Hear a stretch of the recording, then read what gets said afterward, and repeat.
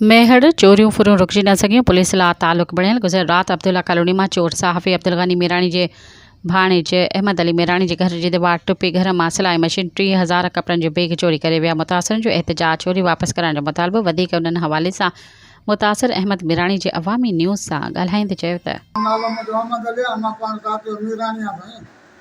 हिते अक्षरनि जो वॾो तंग कयो आहे साईं। इहा ई आहे त मां राति जो सॼी राति हिते वेठा आहिनि। सॼी राति जो सिनोकर खुलिया पिया आहिनि। सॼी राति 24 कलाक सिनोकर खुलियल हूंदा त नशे मवाली अक्षर सभु अचे हिते वेहंदा साईं। हिते जो वेहंदा त राति में के पाड़े वारी चोरी कंदा न साईं।